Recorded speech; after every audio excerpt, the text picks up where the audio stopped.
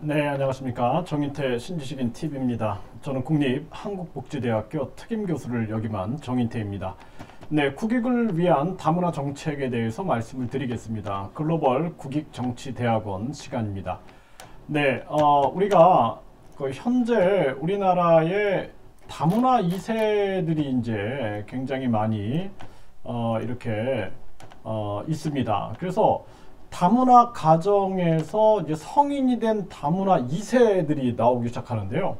이 다문화 2세가 지금 2027년, 그러니까 앞으로 한 5년만 지나도 10만 명에 달하게 됩니다. 10만 명. 네. 이제 2024년에는 60만 명이에요. 60만 명. 네, 10만 명이 됩니다. 그리고 2030년에는 161만 명이 됩니다. 100만이 넘어가요. 100만. 그래서 지금 이런 100만이 아니라 16만, 16만이 됩니다. 16만. 굉장하죠. 그렇죠? 네. 그래서 2027년에는 10만 명이다. 이렇게 얘기를 하고 있습니다. 근데 다문화 한국 준비는 낙제다. 이런 얘기를 하고 있는데요. 이 다문화 2세들이 그럼 과연 이 다문화 2세들, 그쵸?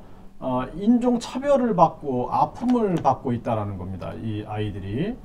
그래서 이러한 뭐 기사들이 좀 나오는데 제가 보면은 좀 마음이 아파요. 네. 여러분들 어떻게 생각하세요? 네. 여러분들이 진짜 우리가 입장을 바꿔놓고 생각하면은 금방 이해할 수가 있거든요. 예를 들어서 뭐 자녀? 뭐 저도 이제 자녀들이 다 성인이니까 제 아이가 뭐 이렇게 흑인 부인을 만나서 아이가 태어나서 손자가 이렇게 태어났다. 근데 그 손자가 계속 차별을 당하고 무시를 당하고 뭐 욕을 먹고 취업도 못하고 이런다면은 제가 할아버지 입장에서 굉장히 가슴이 아플 것 같아요. 네. 그리고 뭐 제가 제 자식이 이렇다 그러면 또 더 가슴이 아프겠죠. 그렇죠? 그러니까 우리나라가 저출산 고령화 문제가 아주 심각하고, 그리고 뭐 또 뭐 여러 가지 이유로 이렇게 국제 결혼이 많이 진행이 됐습니다. 근데 그 속에서 여러 가지 아픔도 많았고, 또 뭐 어떤 분들은 진심으로 사랑해서 결혼을 하는 경우도 있었고, 또 어떤 분들은 진짜 뭐 여러 가지 사정이 또 있을 수도 있어요. 네, 그런 사정으로 인해서 결혼을 정개한 경우도 있습니다. 그런데 가장 중요한 측면들은 다문화 2세 아이들이 절대 차별받아서 안 된다는 거예요. 또 다문화 가정도 차별받아서는 안 돼요. 그러니까 우리가 장애인도 차별받아서 안 되고 여자들도 차별받아서는 안 됩니다. 그동안 남존여비 사상으로 고통을 받았잖아요. 절대 차별받으면 안 되는 거예요. 네, 그래서 저는 차별받는 거는 있을 수가 없다. 저도 해외 생활을 많이 했지만 이 차별이라는 것은 굉장히 무서운 겁니다. 네, 굉장히 무서운 거예요. 그래서 절대 차별받아서는 안 된다. 저는 그렇게 생각을 합니다. 그래서 이 다문화 2세들이 이제 꼬리표에 취업이 절망, 한국 떠나고 싶어요. 그러니까 차별이 심한 한국을 떠나 차라리 엄마의 나라에서 살고 싶다는 생각이 듭니다. 이렇게 얘기를 하고 있어요. 그러니까 우리 사회가 절대 차별하면 안 되고, 우리가 지금 우리나라에 252만의 외국인들이 있습니다. 우리 한국인들이 해외에 750만이 나가 있거든요. 이 글로벌 사회가 된 거예요. 그러면 이 글로벌 사회에서 우리가 어떻게 이 아이들을 글로벌 경쟁력을 갖춘 글로벌 리더들로 키워나갈 수 있는가? 나중에 이 아이들이 이중 언어를 통해서 통역을 통해서 우리나라 무역을 장려시킬 수가 있어요. 앞으로 농업, 임업, 뭐 축산업이나 어업이나 제조업 등이 우리가 자체적으로 많은 기업들이 저는 이제 유턴해야 된다, 한국으로 다시 돌아와야 된다 이렇게 얘기를 하는데 그 해외에 나가다 팔아야 되거든요. 못 팔면 안 된다라는 거예요. 예, 재고가 쌓이면 망하는 겁니다. 그렇기 때문에 그때 예를 들어서 저 같은 한국인이 네, 뭐 예를 들어서 뭐 미얀마 말도 못하는 그러한 사람이 가가지고 이게 뭐 무역 활로를 열기가 쉽지가 않아요. 근데 이 아이들은 이미 외갓집이 거기잖아요. 외갓집이. 그리고 막 어렸을 때부터 다녔단 말이에요. 그리고 성인이 됐기 때문에 굉장히 그 토착돼 있는 그 토착민들하고 굉장히 긴밀하게 연결이 될 수 있다는 거예요. 그렇게 되면은 이거 글로벌 경쟁력으로 우리가 키울 수 있다는 거예요. 통역사로 무역이라든지 또는 각종 사업을 전개할 때 우리가 그 나라와 어떤 연계를 맺을 때도 굉장히 좋은 기회가 된다라는 것입니다. 그래서 지금 뭐 서비스 종사자, 단순 노무 종사자, 뭐 판매 종사자, 장치, 기계, 조작 및 조립 종사자, 사무 종사자, 전문가 및 관련 종사자, 기능원 및 관련 기능 종사자, 농임업 숙련 종사자, 뭐 관리자 이렇게 이제 형성이 되어 있는데 이 84%가 이제 200만 원 이하를 받고 있고 13%는 이제 200만 원 이상을 받고 있다. 이런 연구 결과가 나왔단 말이죠. 그래서 우리가 다문화 2세를 전략적으로 또 우리가 인도적인 차원에서 우리가 홍익정신 아시잖아요. 그렇죠? 그래서 홍익인간, 인간을 널리 이롭게 하라. 그러니까 인간을 널리 우리가 이롭게 해야 돼요. 차별하라가 아니에요. 인간을 널리 차별하라 이런 말이 아닙니다. 그래서 우리가 내 가족이라고 생각하면 답은 간단하게 나옵니다. 여러분들이 내 자녀가 장애인이다.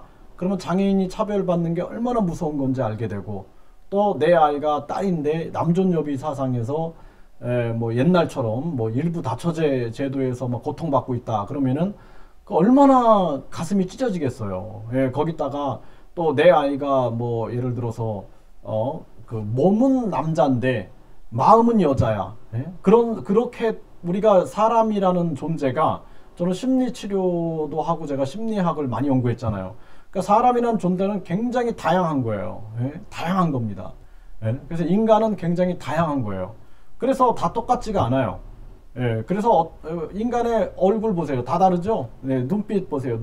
눈동자가 다 다르고, 그리고 이 유전자가 다 달라요. 목소리가 다 달라요. 비슷하긴 해도 다 다릅니다. 지문이 다 달라요. 그렇죠? 인간은 원래 다른 존재인 거예요. 그래서 다름을 인정하는 게 가장 중요한 겁니다. 그래서 어떤 사람은 몸은 여잔데 마음은 남자야. 그런 사람을 우리가 차별하고 막 우리가 손가락질하고 이렇게 하면 안 된다라는 거예요. 차별은 안 된다라는 거예요. 키가 큰 사람은 우러러보고 키가 작은 사람 차별하고 얼굴이 하얀 사람은 박수치고 얼굴이 까만 사람은 또 뭐 차별하고 또 뭐 대머리가 있는 사람은 또 막 무시하고 머리가 많은 사람은 또 존경하고 이게 안 된다라는 거예요. 이런 건 사람은 다 다르고 그 다른 사람을 서로 다름을 인정하는 것이 중요하다라는 것입니다. 그렇죠? 제가 말이 굉장히 합리적이죠. 그렇기 때문에 일단은 다문화 아동들에 대한 차별과 아픔을 줘서는 안 된다라는 거예요. 그 다음에 이 아이들을 글로벌 경쟁력으로 우리가 키울 수 있다. 저는 진짜 대통령한테 그런 얘기를 하고 싶어요. 이 아이들을 적극적으로 글로벌 전략을 수행할 수 있는 그런 아이들로 우리가 포용해가지고 그런 일들을 해나가야 된다.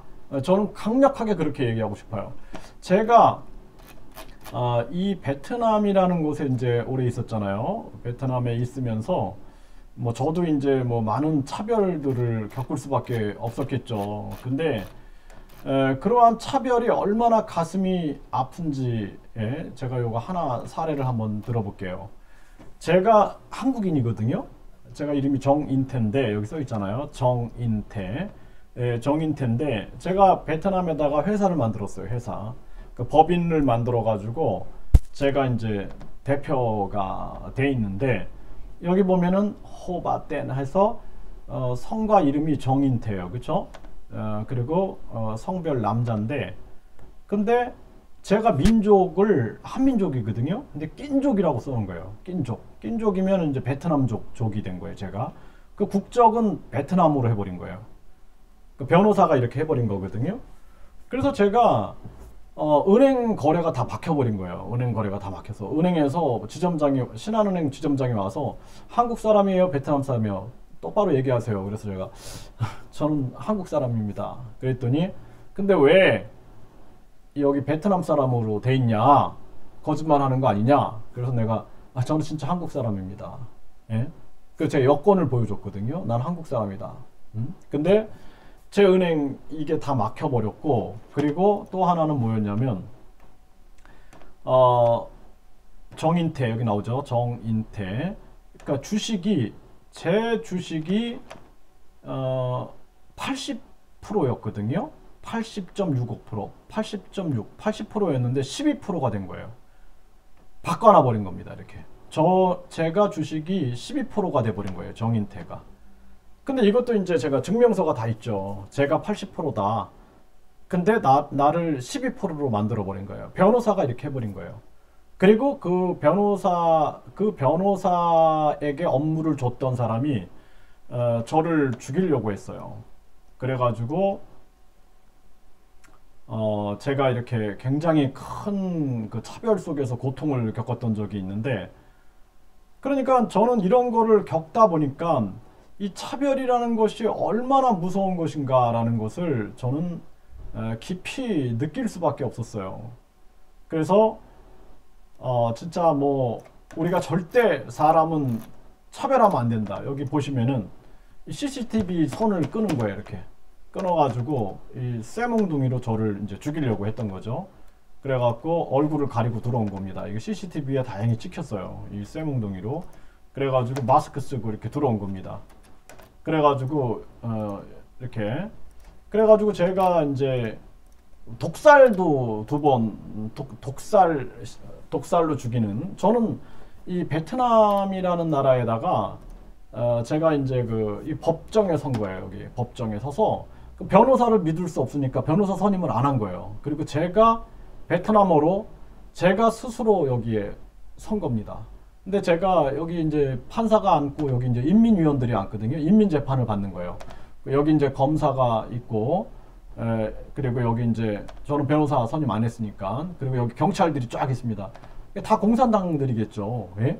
그 속에서 대한민국인 혼자서 저 혼자밖에 없는 거예요. 대사관에서 뭐 저를 도와주러 오지 않겠죠. 그러니까 뭐 대사관에서는 진짜 뭐 물 건너 불구경 하듯이 구경하고, 저는 그냥 혼자서 이때 무슨 많은 생각을 했어요. 굉장히 많은 생각을 했습니다. 그래서 경찰이 수사를 하면서 도리어 저를 이제 저를 감옥에 쳐넣으려고 뭐 제가 나쁜 짓을 한 것처럼 막 꾸미는 거예요. 그래서 거기에 제가 막 저항하고, 정말 얼마나 하루하루가 얼마나 힘들었는지 몰라요. 내가 자칫 잘못하면 이 공사한 국가에서 감옥에 갇혀갖고 내가 도리어 억울하게 누명을 쓰겠구나, 이런 생각이 엄청 힘들었었거든요. 그래가지고 제가 이런 일을 겪었다라는 거예요. 그러니까 이런 차별이 얼마나 무서운 건가. 저는 제가 한국인인데 제 국적을 베트남인으로 바꿔놓고, 제가 한민족인데 낀족으로 바꿔가지고 은행 거래를 막아놓고 저를 또 살해하려고. 제가 2번 독살, 그러니까 차에다가 독을 타면은 사람이 영혼이 빠져나가는, 밤에 그냥 영혼이 빠져나가는 거예요. 영혼이 붕 떠가지고 저를 바라보는 입장. 그런 상황들을 막 겪으면서 참 힘든 일을 겪었어요. 그래서 저는 절대 차별은 안 된다. 네, 차별은 안 된다. 이렇게 제가 강력하게 주장을 하고 있는 것입니다. 이게 지금 이제 우리나라가 이런 상황들이 많이 있는데, 제가 이렇게 이 어린이들을, 다문화 가정 어린이들을 지도하는 모습을 한번 좀 보세요. 자, 새해 복 많이 받으세요. 요즘에 잘 지냈어요? 네. 그랬군요. 네, 또 한번 해볼까요? 비행기가 됩시다. 비행기. 대나무가 됩시다. 대나무. 예쁜이가 됩시다. 예쁜이. 미소맨이 됩시다. 미소맨. 네, 이렇게 제가 이제